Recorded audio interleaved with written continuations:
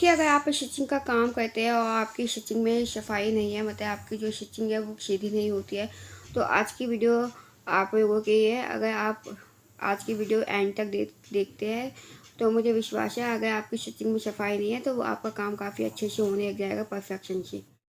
और अभी तक आपने मेरे चैनल को सब्सक्राइब ना किया हो तो मेरे चैनल को सब्सक्राइब कर देना, ताकि आने वाली वीडियो की नोटिफिकेशन आपको प्राप्त हो सके। देखिए, जब आप किसी इंस्टीट्यूट वगैरह में सीखते हैं तो सबसे बेसिक यही सिखाया जाता है कि आपकी जो स्टिचिंग है वो कैसे परफेक्ट होगी, मतलब आपकी जो स्टिचिंग है वो कैसे सीधी आएगी। क्योंकि आपको काम तो आता है पर जो आपकी स्टिचिंग होती है वो सीधी नहीं होती। तो पहला स्टेप यही है कि आपको कोई पेपर लेना है जिस पे लाइंस बनी होती है। आप देख सकते हैं यहाँ पर मेरे पास पेपर है। इस पेपर पर लाइंस बनी हुई है, जो कॉपी का या किसी का भी आप पेज ले सकते हैं जिस पे लाइंस बनी हो। उस पेपर पे आपको स्टिचिंग करनी है। और ध्यान रखिए, मशीन में धागा नहीं होना चाहिए। बिना धागे से ही आपको यहाँ पर लाइंस के ऊपर मशीन चलानी है। इससे क्या होगा, अगर आपकी जो स्टिचिंग है वो सीधी नहीं आती है तो इस स्टेप को फॉलो करते करते आपकी जो मशीन की स्टिचिंग है वो सीधी आने लग जाएगी।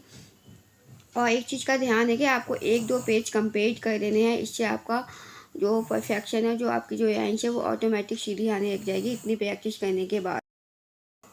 सेकंड स्टेप ये है, जब आप सीधी स्टिचिंग पेपर वाली लाइन पे करने लग जाए तो आपको एक सेकंड पेपर ऐसा लेना है जो ड्राइंग वाला पेज होता है, जिसपे कुछ भी नहीं बना होता, कुछ लाइन ड्रॉ नहीं होती। इसके बाद आपको इस वाले पेपर पर सीधी जो लाइन है वो स्टिचिंग करनी है। ध्यान रखें, मशीन में धागा नहीं होना चाहिए। अब आपकी सीधी लाइन कैसे होगी, आप जो पेपर है, पेपर के साइड की जो लाइन्स होती है, जो किनारा होता है, आपको उस पर स्टार्ट करना है और मशीन को सीधे सीधे चलाते जाना है। जो आपने पहले पेपर किया था उसमें लाइन बनी हुई थी तो आपको थोड़ा ईजी था। जब आप एक दो पेपर पे प्रैक्टिस कर दोगे, इसके बाद इस वाले पेपर पे प्रैक्टिस करोगे तो आपकी लाइन जो सीधा स्टिचिंग होती है वो आपको करनी आ जाएगी। मतलब आपको कपड़े को हैंडल करना आ जाएगा और कपड़े को बिल्कुल भी हिलाना नहीं है, कपड़े को सेट करना आ जाता है इस पेपर के थ्रू से। क्योंकि हर बार तो आप कपड़ा यूज करोगे नहीं, तो इस वजह से आपको पहले प्रैक्टिस करनी है।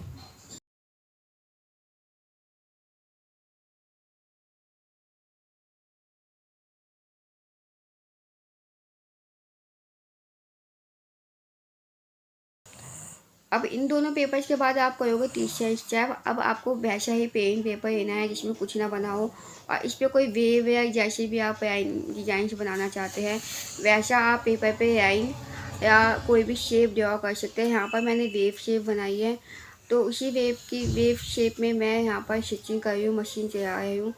देखो, पहला जो आपकी शेप है वो आप कैसे भी बना सकते हो। अब जैसे आप शेप बनाओगे उसके हिसाब से आपकी बाकी जो लाइन्स है वो अपने आप ऑटोमेटिक होने लग जाएगी। अगर आपकी पहली शेप थोड़ी बहुत टेढ़ी मेढ़ी होती है, इधर उधर भागते हो, कोई बात नहीं। आप ध्यान रखें आपकी बाकी की लाइन्स भी वैसे ही जाए जैसे कि आपकी पहली वाली लाइन है। अगर पहली वाली लाइन आपने सर्कल में बनाई है तो बाकी जितनी भी लाइन्स है वो भी सर्कल में होनी चाहिए। यहाँ पर मैंने वेव बनाया था तो मैंने आपको दो तीन लाइनें करके दिखा रही हूँ कि मैं दूसरी तीसरी लाइन भी मेरी वेव्स में ही बनेगी। ध्यान है कि वेव तभी बन पाता है अगर आपको सीधी लाइन परफेक्ट करनी आती है। तो आपको पहले दोनों पेजों पे प्रैक्टिस करनी है। इसका फ़ायदा ये होता है, जब हम डिज़ाइंस बनाते हैं या बाजू जोड़ते हैं तो जो आपकी जो लाइन्स है, जो आपको घुमाना आना चाहिए, कपड़े को घुमाना आना चाहिए, वेव्स बनाने आनी चाहिए, डिज़ाइंस बनाने आना चाहिए।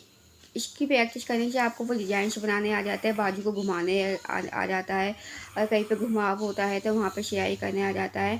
ध्यान रखिए, मैं हमेशा अपने फुटे का ध्यान रखती हूँ। जैसे ही मेरा एक डिज़ाइन एक लाइन कंप्लीट होती है, मेरी दूसरी लाइन भी उसी के अकॉर्डिंग अपने आप काम करने लग जाती है।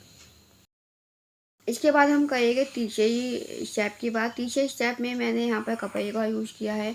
आप ध्यान दें कि जब मेरा जो कपड़ा होता है वो लेफ्ट हैंड पे होता है तो मैं राइट फुटे पर ध्यान देती हूँ, और जब मेरा राइट फुटे पे कपड़ा होता है तो मैं जो अपना लेफ्ट फुटे की साइड है उस पर ध्यान देती हूँ, फुटे की लेफ्ट साइड पर ध्यान देती हूँ। इससे क्या होता है, आपका जो सा भी डिज़ाइन हो, आप देख सकते हैं मैं कपड़े को जिस हिसाब से घुमाई हूँ तो मैं एक दूसरे के अपोजिट फुटे का साइड को ध्यान रखती हूँ।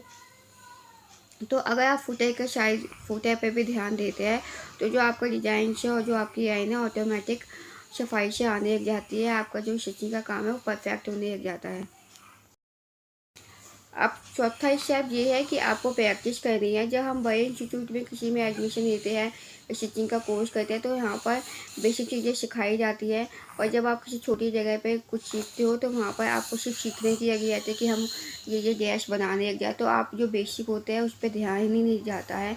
कितने स्टूडेंट्स मैंने देखे हैं कि उनको कपड़ा तो स्टिच करना आता है, वो अच्छे से अच्छे डिजाइन्स बना लेते हैं, पर जो उनकी स्टिचिंग होती है वही सीधी नहीं होती, उनकी फिटिंग परफेक्ट नहीं आती, क्योंकि स्टिचिंग होती है वो सीधी नहीं होती है। जहाँ पर गोलाई देनी होती है वहाँ पे गोलाई नहीं आती, जहाँ पे डिजाइन्स होते हैं वो पोचे बनाते हैं, पर पोचों में जो डिजाइन्स होते हैं वो काफ़ी बेकार होते हैं। पर आज की वीडियो देख के आपकी जो स्टिचिंग है, अगर आप प्रैक्टिस करते हैं इस तरीके से, तो मुझे उम्मीद है आज की वीडियो देख के आपको काफ़ी बेनिफिट होगा और आपकी जो स्टिचिंग है वो काफ़ी परफेक्ट हो जाएगी।